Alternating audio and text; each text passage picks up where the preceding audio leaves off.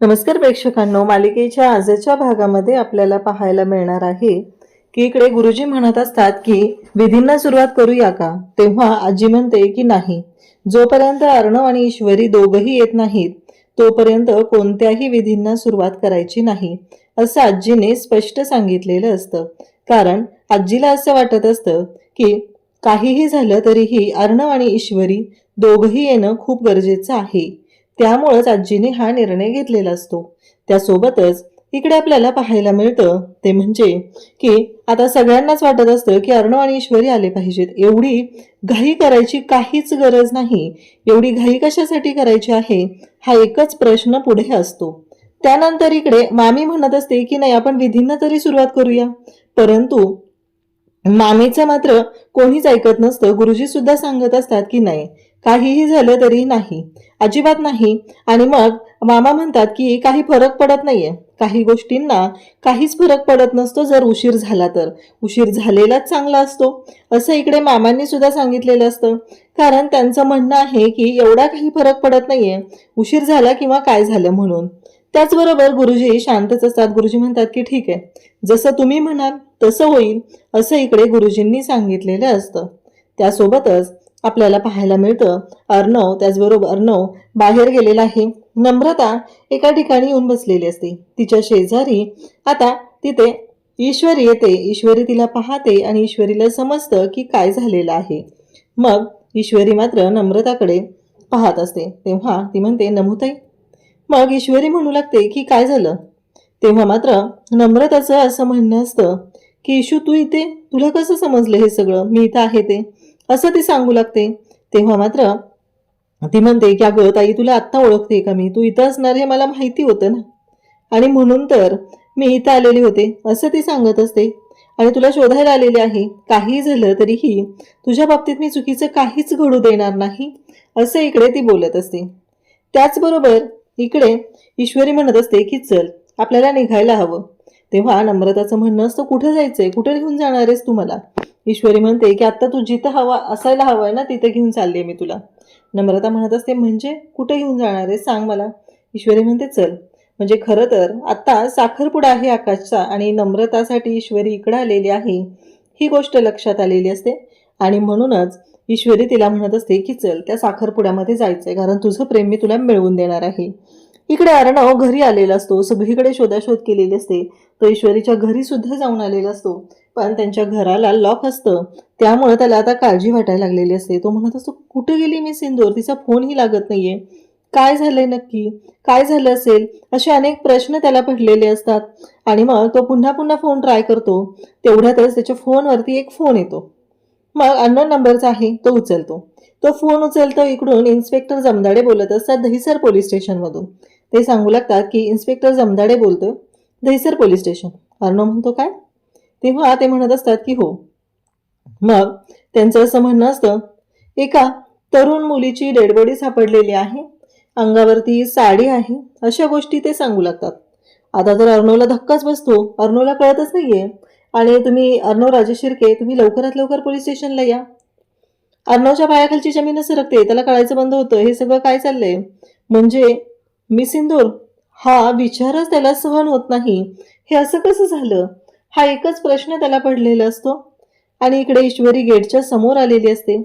अर्णवचं लक्षच नसतं. अर्णव खूप रेसलेस झालेला असतो. त्याला काळजी वाटत असते की काय झालं असेल. मी सिंदूरच्या बाबतीत काही वेगळं विपरीत तर घडलं नसेल ना.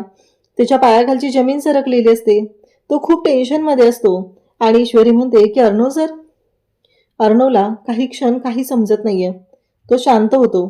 त्याला लक्ष विश्वासच बसत नाहीये की हे सगळं काय चाललंय. कारण ह्या सगळ्या गोष्टी ज्या घडत आहेत त्या एवढ्या विचित्र असतात. ईश्वरी अर्णवच्या समोर उभी असते. काही क्षणापूर्वी अर्णवला असं वाटलेलं असतं की इन्स्पेक्टर जमदाडेंचा फोन आलेला आहे आणि हे सगळं.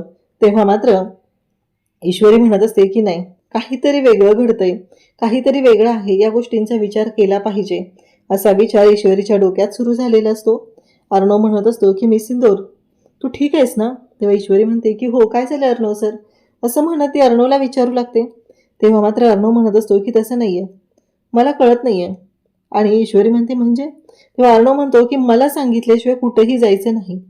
इथून पुढं जर तू मला सांगितल्याशिवाय कुठे गेलीस तर गाठ माझ्याशी आहे असं इकडे सांगितलं जातं. तेव्हा मात्र प्रश्न पडलेला असतो, हे सगळं काय घडतंय हा एकच प्रश्न उभा असतो. तेव्हा मात्र इकडे ईश्वरी म्हणत असते की अहो काय झाले अर्णव सर, अहो मी कुठे गेलेली अशी. तेव्हा अर्णव म्हणतो मी तुला सांगितलंय ना फोन बंद ठेवायचा नाहीये आणि मला सांगितल्याशिवाय कुठेही जायचं नाही. आता मात्र ईश्वरीला प्रश्न पडलेला असतो. तेव्हा ईश्वरी हसत असते. ते म्हणत असते की काय झालंय नक्की. तेव्हा अर्णव म्हणतो मी तुझ्या घरी जाऊन आलो, ते घर बंद आहे, तुमच्या सगळ्यांचे फोन बंद आहेत, मी कधीपासून फोन लावतोय, फोनही लागत नाहीयेत आणि हे तुझं काय चाललेलं आहे. तेव्हा तू हसतेस, मी इथं टेन्शनमध्ये माझा जीव जायची वेळ आलेली आहे.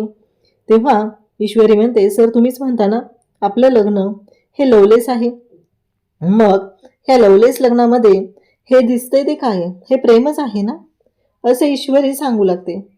तेव्हा मात्र इकडे अर्णव म्हणत असतो की ते काही मला माहीत नाहीये, फक्त मी तुला आत्ता काय सांगतोय ना ते लक्षात ठेवायचं आहे. हे ऐकल्यानंतर ईश्वरी म्हणत असते मग मला सांगा आता काही तासांसाठी मी तुमच्यापासून दूर होते तर तुम्हाला एवढा त्रास झाला, मग नमुताई आणि आकाश भाऊजींचं काय, त्यांच्या दोघांचं एकमेकांवरती खूप प्रेम आहे आणि मग ते दोघंजण कसे राहू शकतील सांगा बरं तुम्ही. असं म्हणत ईश्वरी स्वतःचीच बाजू घेत म्हणजेच आता जे घडलेलं आहे त्यातूनच ईश्वरी इकडे अर्णवला समजून सांगत आहे. तेव्हा ती म्हणते तुम्ही विचार केलाय का अर्णव सर या सगळ्या गोष्टींचा, बघा ना तुम्हाला काय वाटतंय, कारण ह्या सगळ्या गोष्टी वाटतात तेवढ्या सोप्या आहेत का. कारण जेवढं आपल्याला वाटत होतं त्याच्यापेक्षा त्यांचं प्रेम किती महत्त्वाचं आहे. तेव्हा अर्णव पाहतच राहतो. ईश्वरीने सांगितलेलं असतं की काही झालं तरीही त्या दोघांना एकत्र आलं पाहिजे, ते दोघं कसे राहू शकतील एकमेकांशिवाय. मग अर्णव विचार करू लागतो. तेवढ्यात त्याचं लक्ष जातं, समोर त्याच्या नम्रता आलेली असते आणि तो नम्रताकडे पाहत असतो. म्हणजेच नम्रताने सुद्धा त्यांचं हे बोलणं दोघांचं ऐकलेलं असतं आणि नम्रताने इथे स्पष्ट सांगितलेलं असतं, त्या गोष्टीसुद्धा लक्षात आलेल्या असतात. आणि मग तो नम्रताकडे पाहतो आणि मग नम्रताकडे जातो आणि तिला म्हणतो की तुझा प्रेमावरती विश्वास आहे. तेव्हा नम्रता म्हणते की हो हो माझा प्रेमावरती विश्वास आहे. आणि मग अर्णव तिला सांगू लागतो काळजी करू नको, मी तुला तुझं प्रेम मिळवून देणार आहे. असं म्हणत अर्णवने आता नम्रताला तिचं प्रेम मिळवून देण्याचं ठरवलेलं असतं. इकडे ईश्वरीला सुद्धा खूप बरं वाटतं, कारण अर्णव म्हणतो माझा प्रेमावरती विश्वास नाही आहे पण तुझा आहे ना, त्यामुळं मी तुझं प्रेम मिळवून देणार. असं म्हणत त्याने नम्रताचा हात हातात घेतलेला आहे आणि तिला घेऊन तो आता घरात चाललेला असतो. ईश्वरीला खूप छान वाटतं, फायनली कुठंतरी नमुताई आणि आकाश हे दोघं एकत्र येणार आहेत, त्यांचं प्रेम त्यांना मिळणार आहे या गोष्टीची जाणीव ईश्वरीला सुद्धा झालेली आहे.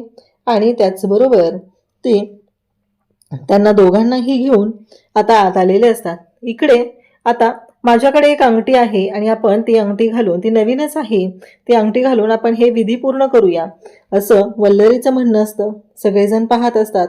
सगळ्यांचं असं म्हणणं असतं की एवढी घाई करायची काही गरज नाहीये, अर्णव आणि ईश्वरी आले पाहिजेत. मग तिकडून मेघनाच्या हातात त्यांनी अंगठी दिलेली असते.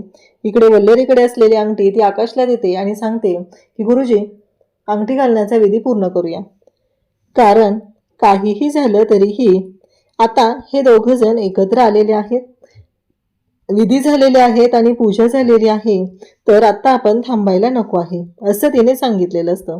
आकाशची अजिबात इच्छा नसते, त्याच्या चेहऱ्यावरती 12 वाजलेले असतात आणि तो त्याच मनस्थितीमध्ये तिथं असतो. आणि इकडे वल्लरी मात्र त्याला सांगत असते की अंगठी घाल. तो पाहत असतो, त्याची इच्छा नाहीये, हे लग्न करण्याची त्याची इच्छा नाहीये, त्याला त्या गोष्टीचा त्रास होत आहे, परंतु आईच्या पुढे तो काहीच करू शकत नाही ही गोष्ट मात्र समोर आलेली असते. जेव्हा आता त्याला मेघनाच्या पोटात अंगठी घालायची असते तेव्हा मात्र समोर येतं ते म्हणजे सत्य, कारण तो मेघनाच्या बोटात अंगठी घालणार असतो पण त्याला आठवतं ते म्हणजे त्या दिवशी त्याने नम्रताच्या बोटात घातलेली अंगठी.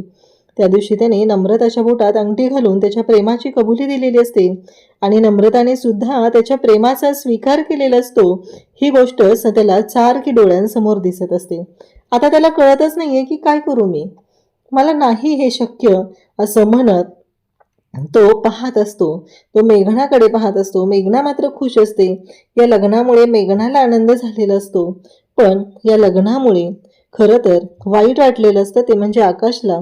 सगळेजण तिथं असतात आणि त्याच वेळी हे सगळं जेव्हा घडत असतं तेव्हा आकाशकडे पाहत असतात. नक्की काय झालंय, आकाश असा रेसलेस का फील करतोय हे सगळ्यांना जाणवत असतं, कारण आकाश या लग्नाने खुशच नाहीये ही गोष्ट सुद्धा समोर येत असते.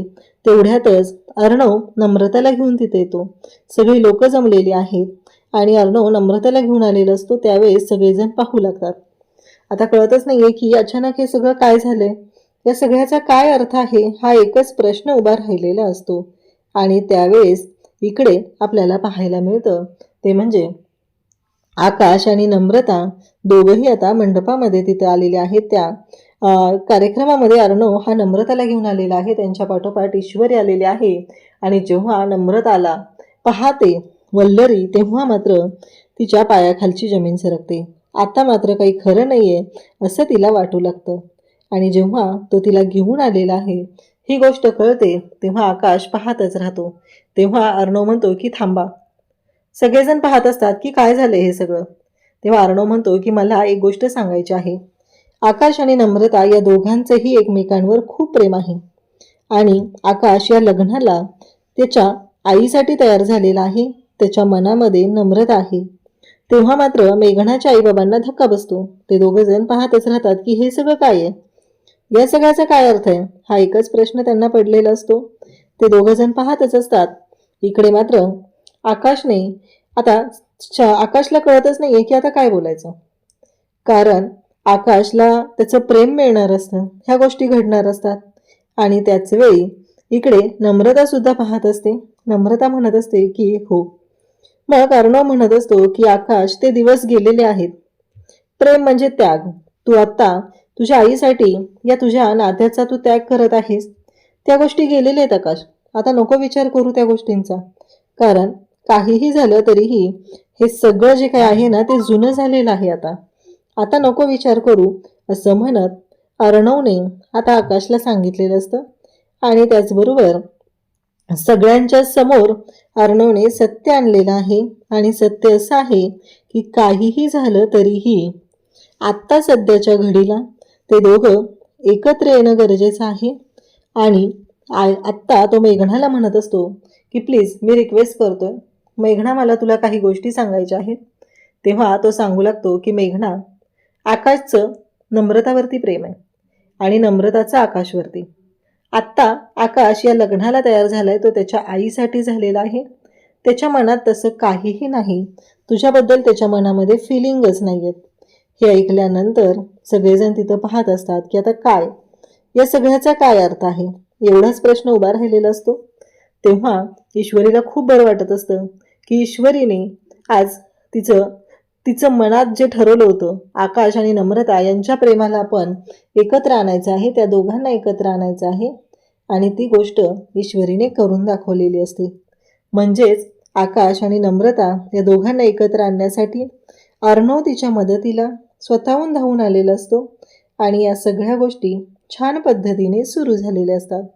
अर्णव म्हणत असतो की हे बघ नम्रता, आता डिसिजन तुला घ्यायचं आहे. तेव्हा वल्लरी म्हणत असते की अर्णव तू शांत बस, तू मध्ये बोलू नकोस. हे ऐकल्यानंतर अर्णव म्हणतो की मामी तू शांत हो. कसं आहे माहिती आहे का, आता तुझ्या लक्षात येत नाहीये, तू आकाशवरती प्रेशर आणलेलं आहे आणि आकाशला या लग्नासाठी तयार केलेलं आहेस, हे सगळं मला माहिती आहे असं तो सांगू लागतो. तेव्हा मात्र तो म्हणत असतो की मामी एकदा विचार कर तू जरा, कारण खरंच आकाश मनापासून तयार आहे का सांग. मग मेघनाच्या आईबाबांना आणि मेघनाला अर्णव सांगू लागतो की अर्णव, आकाश जो आहे तो या लग्नाला तयार आहे, ते फक्त आणि फक्त मामीने त्याच्यावर प्रेशर आणलेलं आहे, त्या दडपणामुळे तो लग्नाला तयार झालेला आहे. मी हात जोडून रिक्वेस्ट करतोय की यामुळं हा जर साखरपुडा झाला, हे जर लग्न झालं तर 3 आयुष्य उद्ध्वस्त होणार आहेत आणि ती 3 आयुष्य उद्ध्वस्त होऊ नये यासाठी विचार करावा लागणार आहे. हे ऐकल्यानंतर आता सगळेजण तिथं पाहतच राहतात.